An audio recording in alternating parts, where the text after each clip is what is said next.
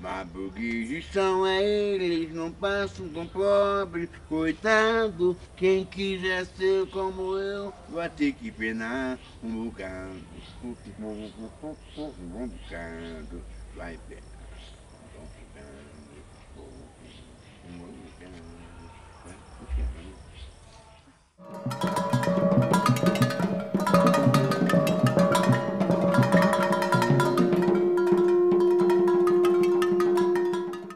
Loucura é um tema muito extenso, né? Uma palavra estigmatizada, de conotação pejorativa, né? A gente fala em psiquiatria de transtornos psiquiátricos, né? Loucura é um termo abrangente e que tudo pode ser enquadrado. Por que as pessoas têm medo de enlouquecer? Eu não sei. Porque eu acho que eles acham que a loucura toma conta de tudo e não toma santa loucura. Se não fossem alguns loucos, esse mundo não seria o que é. A doença mental pode acontecer para qualquer um. Depende do grau de estresse a que cada um é submetido.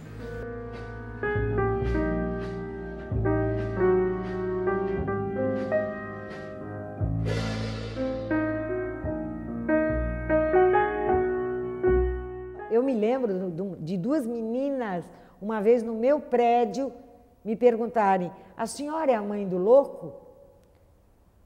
E aí eu disse para as meninas: eu sou a mãe do louco.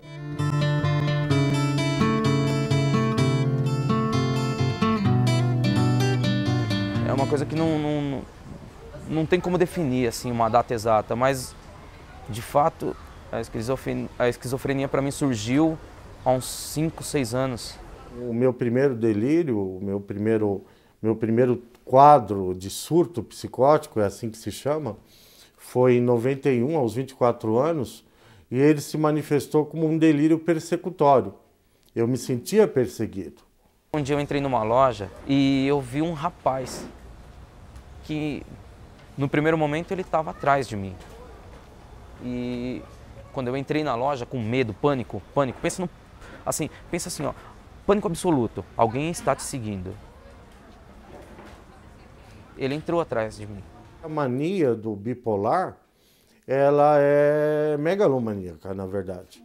A mania do bipolar sempre acaba o identificando com Deus, o identificando com alguém que ele se julga ser e que seja uma pessoa muito importante. Então, a minha primeira atitude é a de todo mundo, é se defender.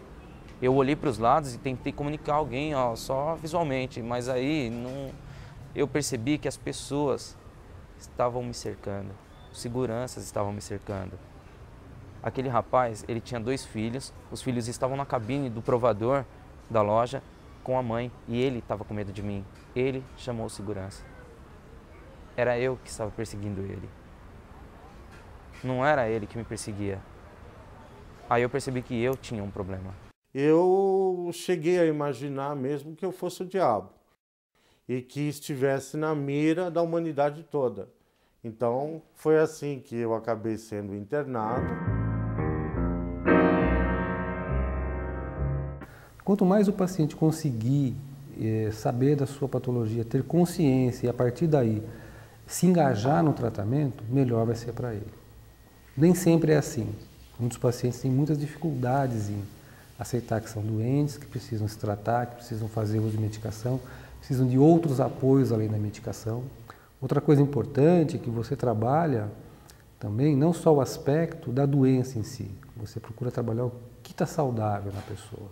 Eu percebi já bem tempo depois, na morte da minha mãe. Eu fazia uma viagem, chegando na Europa, demorei muito para saber que ela já havia falecido no Brasil e deprimido, sem perceber lá que estava adoecendo, eu tive um surto.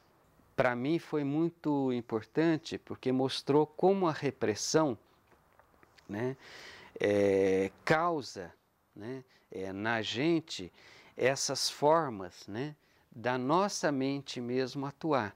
Então, assim, durante o surto, né, eu não me lembrava que a minha mãe tinha morrido. Mas no meu surto, a minha mãe estava sendo torturada no Brasil, um monte de outras coisas, né, assim, completamente distorcidas, né, mas que representavam muito isso, né, o resquício da minha vivência na ditadura. Eu já tive dúvida, por exemplo, de chegar para alguém e falar assim, eu estava conversando com alguém, a pessoa estava aqui, mas quem prova que a pessoa que eu perguntei existe?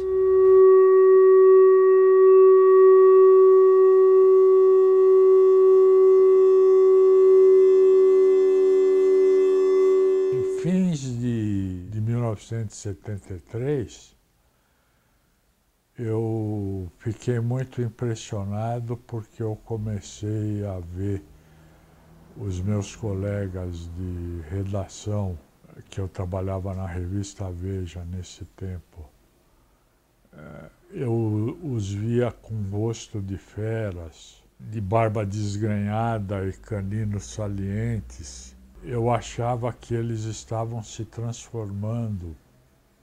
E isso foi de repente assim, né? E eu fiquei com medo que eles me perseguissem.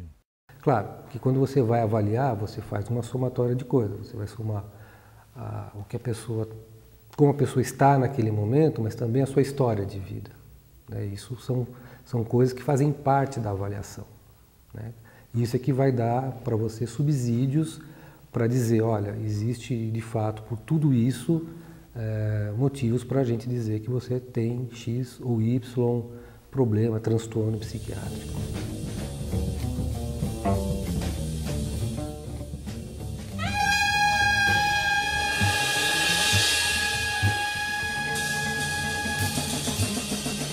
Eu entendia quando ele falava com os fantasmas, eu intervia na conversa, com quem que você está falando, o que, que a pessoa está te falando, é assim, e a gente conversava até sobre isso. Eles têm uma alteração também no corpo, é uma coisa física. Um dia a pessoa se sente alta, então ele dizia, mãe, você viu como eu cresci? E me mostrava, olha como eu cresci. E eu dizia, Zé, isso é uma sensação do teu corpo, mas você está bonito, e estimulava. Aí tinha outros dias que ele dizia, você viu, mãe, como eu estou um anãozinho. Mas aí eu fui entender que era a sensação mesmo, ou era efeito colateral do remédio, ou era a sensação que a doença produz